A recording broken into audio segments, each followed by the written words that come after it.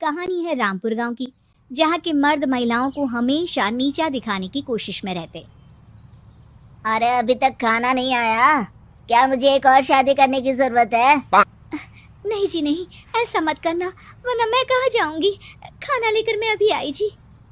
गांव की पंचायत में भी फैसले हमेशा औरतों के खिलाफ ही रहते। मैं जो फैसला सुनाता हूँ वो भगवान की आज्ञा होती है। इस लड़के ने अपने मन से शादी करके अच्छा नहीं किया। लड़के को घर भेज दो और इसकी शादी इसकी जाति की किसी लड़के से करवा दो, लेकिन ये लड़के, इसे तो गांव के बाहर निकाल दो। नहीं नहीं जमींदार साहब, ये क्या बोल रहे हैं? ऐसा नहीं हो सकता। मेरी बेटी मासूम है, इसे अच्छे बुरे की समझ नहीं है। अरे कहाँ जाएगी ये बेचारी? कहाँ जाएगी? इतनी चिंता है तो पूरे परिवार का गांव निकाला कर देते हैं। बेचारे पूरे बसे बसाए परिवार को गांव छोड़ना पड़ता है। चाहे जो हो, अगर बेटियों को कंट्रोल नहीं कर सकते तो गांव में रहने का कोई मतलब नहीं है। यहाँ औरतों को दब कर रहना होगा। कोई भी अपने हिसाब से कुछ नहीं कर सकता, सब ईश्वर की मर्जी से ही होगा। तभी गांव का एक आदमी दौड़ा दौड़ा आता है। सरपंच साहब, जमींदार साहब, वो कालिया है ना, उसकी बेटी पढ़ने के लिए शहर जा रही है। अच्छा, ये कब हो गया? और कालिया की हिम्मत कैसे हो गई ऐसा करने की? लेकर आओ उसे और उसकी बेटी को।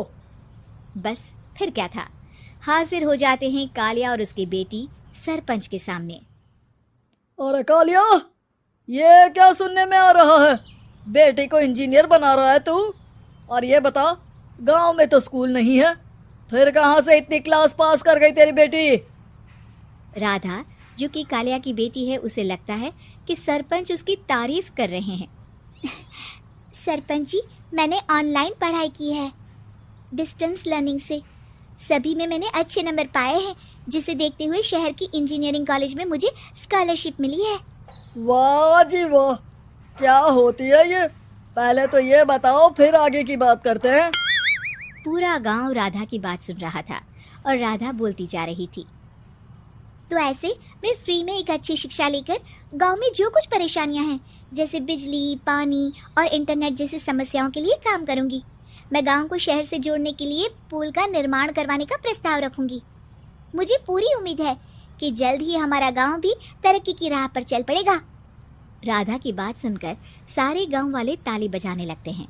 सरपंच को समझ नहीं आता कि वो क्या करे। चुप रह नादान लड़की, गांव के खिलाफ जाने के लिए तुझे गांव से बेदखल कर दिया जाएगा, वो भी पूरे परिवार के साथ। और हाँ, अगर ठीक से गांव में रहना चाहती है तो ये पढ़ाई लिखाई छोड़ दे।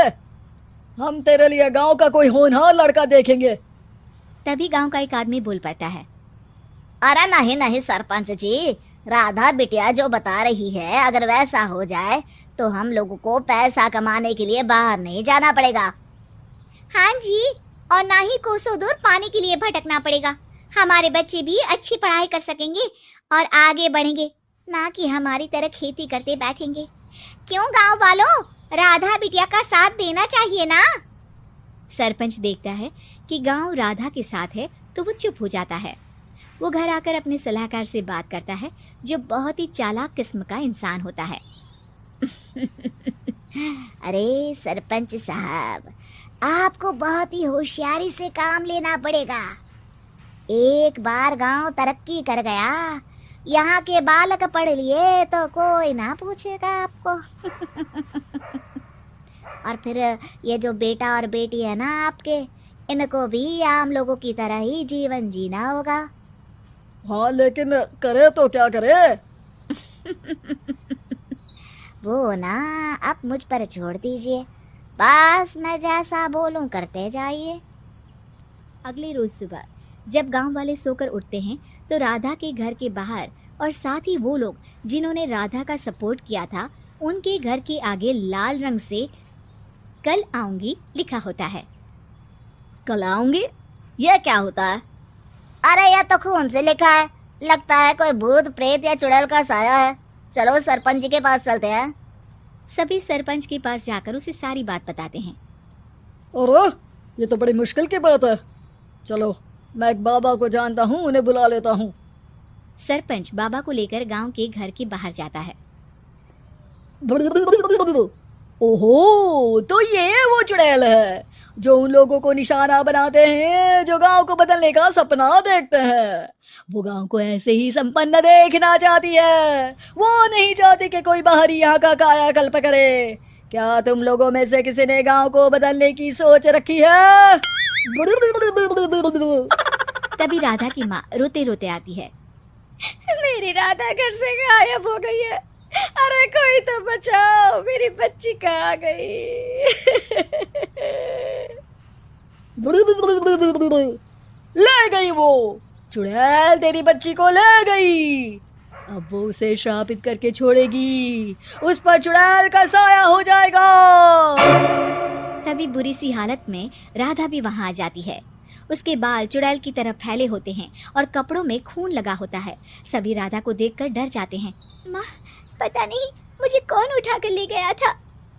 अरे दूर दूर हो जा चुड़ैल, अब हम लोग इस गांव में नहीं रुकेंगे। अरे कैसी बातें कर रहे हैं आप? कल तो आप मेरे भरोसे गांव का हुलिया बदलने, अपने बच्चों को पढ़ाने और तरक्की उन्नति की बात कर रहे थे, तो आज क्या हो गया आपको? ये फिर तुम लोगों को बहकाएगी। ये चुड़ैल गांव में आ चुकी है। ऐसे ही ये तुम्हारे घर के बच्चों को भी ले जाएगी। गांव वाले राधा को गांव से बाहर निकाल देते हैं। उसके माँ बाप रोते रहते हैं, लेकिन गांव वाले नहीं मानते। मैं भी अपनी बहन के साथ गांव के बाहर रहूंगा, लेकिन वो पढ़ाई नहीं छोड़ेगी। वहीं सरपंच के घर पर सलाहकार कहता है। देखा, सांप भी मर गया और लाठी भी नहीं टूटी। लेकिन अगले ही दिन सरपंच के घर के बाहर भी वही शब्द लिखे होते हैं। और फिर सरपंच की बीवी कहती है, हमारी बेटी को किसी ने अगवा कर लिया है। तभी राधा का भाई वहां आ जाता है। अरे गांव वालों, मैंने सरपंच जी की बेटी को देखा था। वो चुड़ैल उसे उठाकर ले जा रही थी। अरे क्या मजाक कर रहे हो? नहीं नहीं सरपंच जी, आप नहीं जानते। वो चुड़ैल अब आपकी बेटी में आ जाएगी, जैसे राधा के अंदर आ गई थी। तभी सरपंच की बेटी वैसी ही हालत में वहां आती है जैसे राधा आई थी। पापा, पता नहीं कैसे मैं गायब हो गई थी। चुड़ैल, इसके अंदर भी चुड़ैल का साया है, मारो इसे। अरे नहीं नहीं, इसे भी राधा के पास गांव के बाहर ही भेज दो। अरे चुप रहो, मेरी बेटी कहीं नहीं जाएगी और चुड़ैल वुड़ैल कुछ नहीं होता है। अरे कैसे बात कर रहे हो सरपंच जी? आप तो बोल रहे थे कि आपका फैसला भगवान का ज्ञान होता है, तो अपने पर बात आई तो अब आप ऐसे बोल रहे हैं। अरे ना ना ना, आपको अपनी बेटी को त्यागना ही होगा। अरे बुलाओ बाबा को। राधा का भाई बाबा को ले आता है, जिसे अब गांव वालों के डर के कारण सच बोलना पड़ता है। मैं कोई बाबा नहीं हूँ, मैं तो मोची था। ये सलाहकार महोदय ने मुझे कहा था एक्टिंग करने को। वो मुझे पैसे देने वाले हैं। अब मुझे माफ कर दो। गलती हो गई, मुझे माफ कर दो। तभी वहां राधा आ जाती है। देखा सरपंच जी, जब गांव के बच्चे साक्षर होंगे तो आप जैसे लोगों की चालाकी नहीं चलेगी।